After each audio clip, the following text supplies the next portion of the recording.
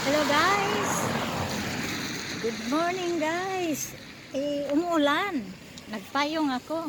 Galing ako guys sa sa office na pinuntahan ko. Sabado ngayon. Pero ang appointment ko alas 10:15. Ayan ang office sa likod ko guys. Oh. Yung pula na yun.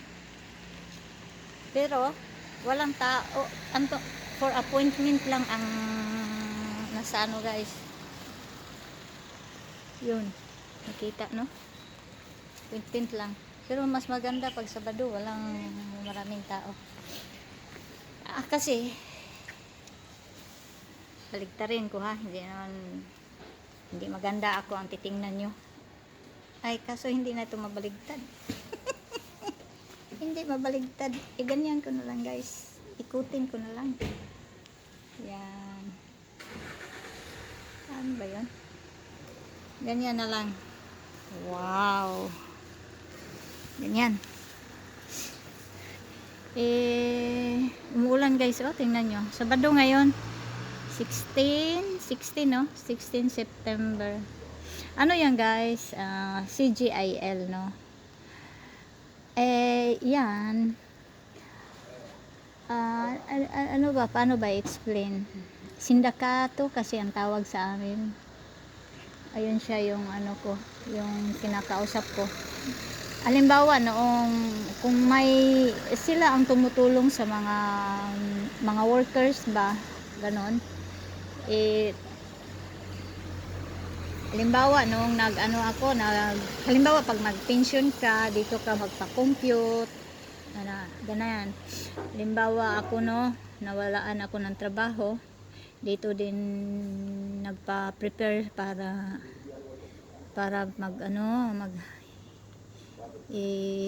magpa-compute nga. Paano ba yan? Yun nga guys. Tinanong ko, nagpunta ako dito ngayon kasi tinanong ko kung ilang years na ba ang aking contribution. Ibig sabihin, ilang years na ba ako nag-work dito sa Italy. Ayun, tiningnan niya sa computer. 32 years na ako nag-work dito sa Italy. In 1 month, 32 years in 1 month daw. Sabi ko ba, hindi ba pwede mag-pension? Yung bang anong tawag? Pre-pension, ang tawag noon? Ay, hindi pwede, senyora. Kailangan, senyora, mag-pension ka sa senyora? August 1, 2026. Hintayin ko. Hindi pwede mag-advance. Hindi katulad sa France. May kaibigan ko doon. Nako, pwede mag-advance doon. Dito iba eh. Nako. Kaya sabi ko, wala bang magagawa para malamig dito. Masakit ang mga buto-buto ko. At saka sabi ko ay hindi naman ako bata pa. Biro mo, 32 years akong nag-work dito at saka ang lamig-lamig pa dito. Tsaka hindi naman ako katulad ng iba na talagang maganda ang health. Ibig sabihin, ganyan, no? Ako'y mahina, sabi kong ganun. Hindi ako ganun. O tingnan natin, senyora, kung pwede ka bang apply sa ano bang tawag noon, yung sinabi. Magpunta ako doon guys sa sa simbahan kasi dito malapit lang.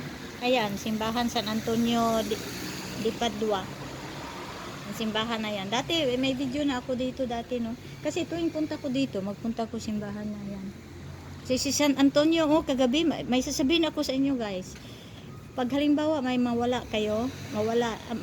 hahanapin po kayo, tapos hindi nyo makita-kita, ay hingi lang kayo ng tulong kay San Antonio di Padua. Kagabi, hindi kagabi, 2 araw kong hinahanap-hanap yun. Hinahanap-hanap ko kasi ipapadala ko sa Pinas.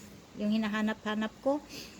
Sabi ko, naku, natapon ko siguro yun, ganon. Tapos 2 araw ko na hinanap yun Tapos kagabi nung nalaala ko si San Antonio, sabi ko, tulungan mo ako ba, parang na feel ko na hindi nawala. Feeling na hindi nawala yung hinahanap ko. Ayun, bigla lang ako doon ako sa kwarto ba. Parang nandyan lang sa kwarto. Hindi nawala. Hindi ko na itapon ba, feeling ko. Ay bigla ko lang nakita yung bag na, tiningnan ko na yung bag na yun 2 araw ko na hinahanap. Tiningnan ko na yun. Bigla ko lang dinampot uli yung bag, tiningnan ko uli. Ay nasa loob lang, hindi ko tiningnan ng maigi nung hinahanap-hanap ko pa noon.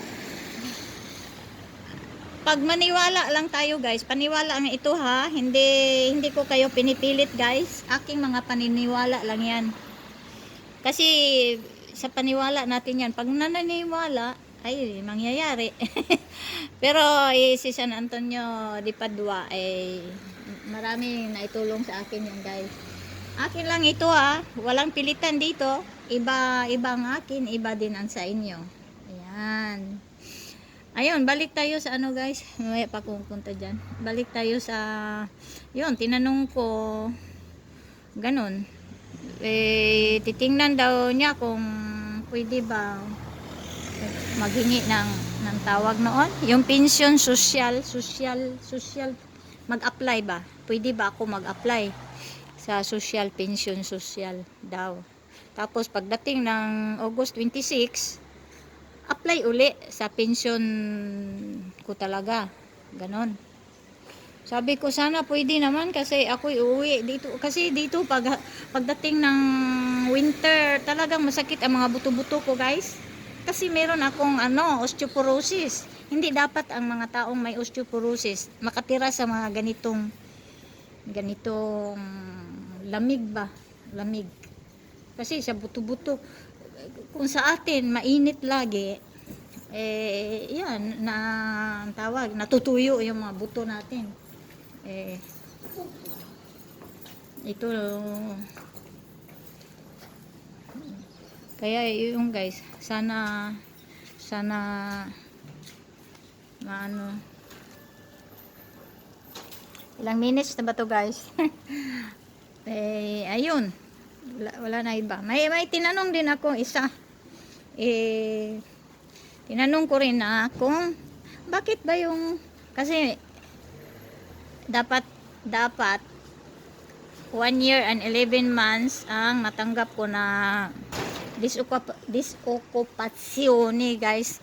Ibig sabihin sa disokupasyoni, pag nawalaan ka ng work, ako nawala, na-kick out ako sa work ko sa simbahan noong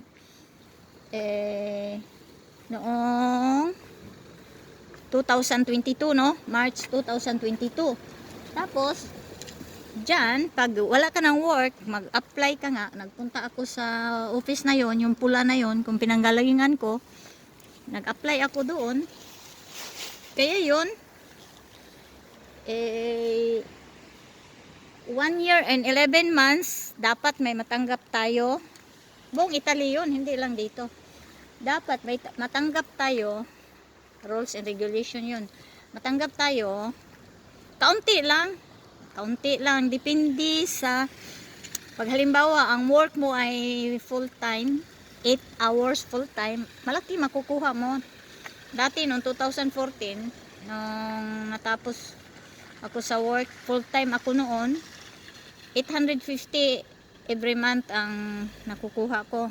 Kaso lang, ay guys, 1 year lang noon, 2014, 1 year lang. Ngayon naman, may bago silang law, 1 year and 11 months. Kaso lang 4 hours lang ang tawag nito. 3 hours ba yun? Yung nagtrabaho ako sa simbahan, yung bang inano nila, ang binayaran nila 1 hour, 3 hours. Kaya yun, konti lang Kaunti lang ang tanggap ko. Buwan-buwan. 300 umpisa. Tapos every month, bababa yon. Halimbawa, next month, ano na, maging 280. Ganyan. Hanggat umabot ng 1 year and 11 month, wala ka na matanggap. Eh, yun, tinanong ko doon, bakit hindi na ako binigyan? Last bigay nila, January 2023. Last bigay nila. Bakit ganun? Kaya yun, ano daw niya, itanong daw niya, bakit nga? Dapat binibigyan ka. Bakit nga? Ayun, ito yung simbahan San Antonio, guys. Walang tao, umuulan kasi. Kita nyo? Umuulan. Under the rain. Ayan. Ayun, guys. Dito ko tatapusin bago ilan minutes na ba to? Uy, nako. Haba na pala. Pasok tayo. Ipasok ko kayo sa ano? Sa loob. Meron na akong video noon. Noong June 13, pista dito. Ngayon walang pista, walang tao. Tiklupin ko muna, guys. Ayan, mga building dito, guys. Medyo mahaba-haba building dito kasi mga bago yung building na yan. Paano ba matiklop itong payong ko, guys? Ayan. Pasok tayo.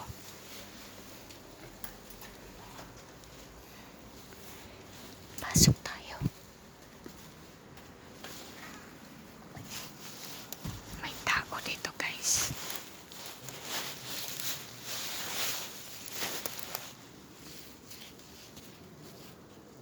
May tao. 3. Natutulog. Parang iba sila. Yung mga walang bahay. Parang walang mga bahay sila, guys. Dito isang 3 sila. Kasi marami dito, ganyan dito sa Italy, guys. Italy parang Philippines lang. Maraming mga mahirap dito, guys. Ako, buti pa dyan sa atin. Oo. Marami walang mga bahay dito, guys. Walang pagkain. Wala. Kawawa nga. Yan ang totoo dito. Parang Philippines lang ang Italy. Matataas lang ang sweldo dito. Malalaki naman ang mga bayaran.